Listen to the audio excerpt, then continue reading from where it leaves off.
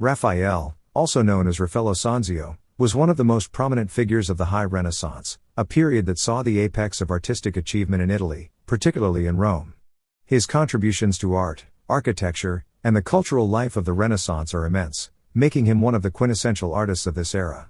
The High Renaissance in Rome, marked by grandeur, balance, and technical mastery, was a time when art flourished under the patronage of the Catholic Church and the Papal Court, and Raphael's work embodies the spirit of this remarkable period.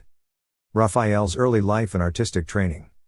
Raphael was born in 1483 in Urbino, a small but culturally rich city in central Italy. He was the son of Giovanni Santi, a court painter, and his early exposure to the arts and court life significantly influenced his later success. After his father's death, Raphael was apprenticed to the Umbrian master Pietro Perugino, under whose guidance he honed his technical skills.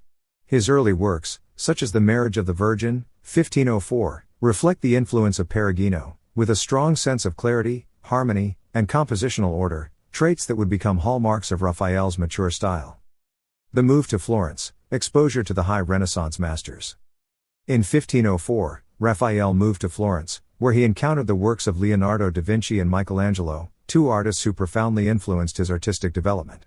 In Florence, Raphael absorbed the lessons of Leonardo's use of chiaroscuro, or the contrast of light and dark, to model figures, and Michelangelo's mastery of the human form, with its dynamic poses and muscular intensity. During this period, Raphael began to develop his unique style, combining the graceful composition and idealized beauty of his earlier works with the more robust anatomical understanding and expressive emotional depth he encountered in Florence.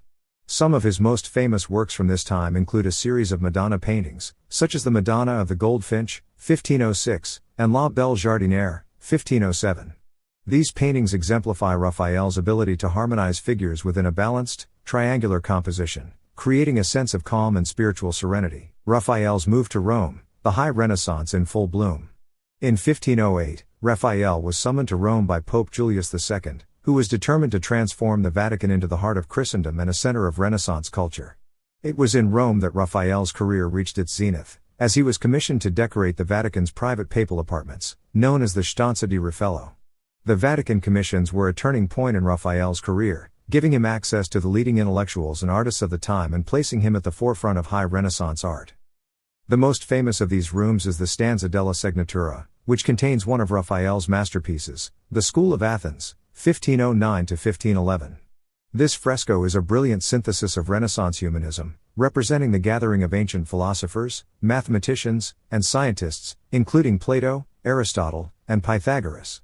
Raphael ingeniously arranged the figures within an architectural framework inspired by classical antiquity, creating a harmonious balance between the intellectual and the visual. The fresco also reflects Raphael's mastery of perspective, as the figures and architecture recede into a deep, unified space, drawing the viewer's eye toward the central figures of Plato and Aristotle.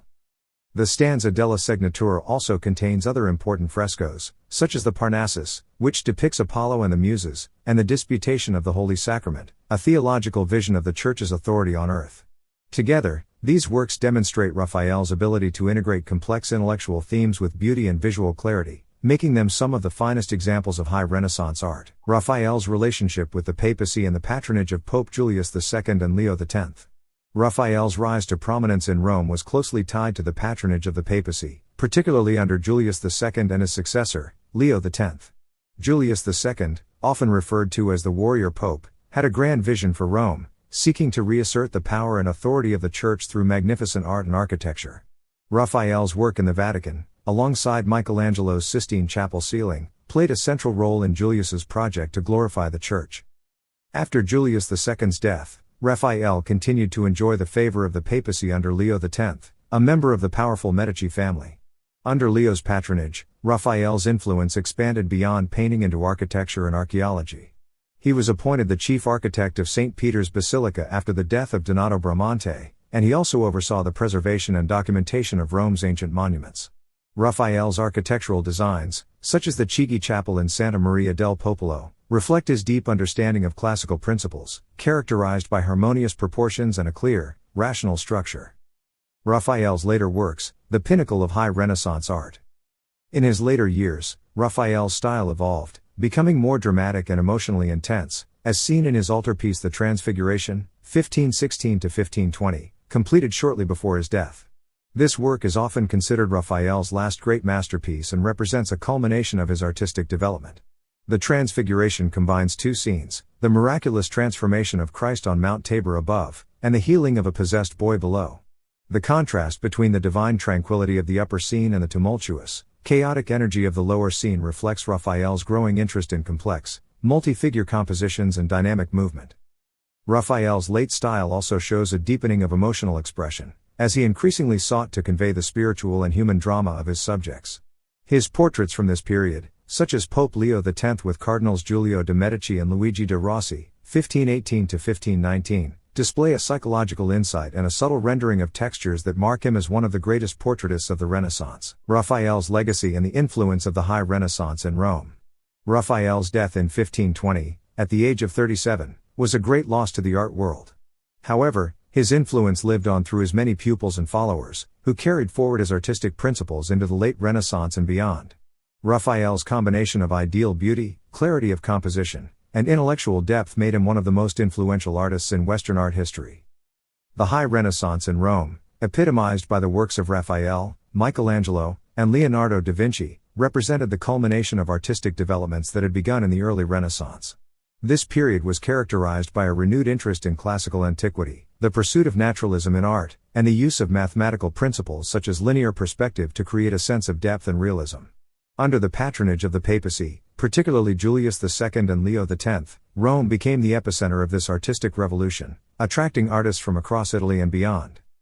The High Renaissance in Rome also marked a shift in the role of the artist in society. No longer seen merely as craftsmen, artists like Raphael were now regarded as intellectuals and innovators, capable of contributing to the broader cultural and intellectual life of the time.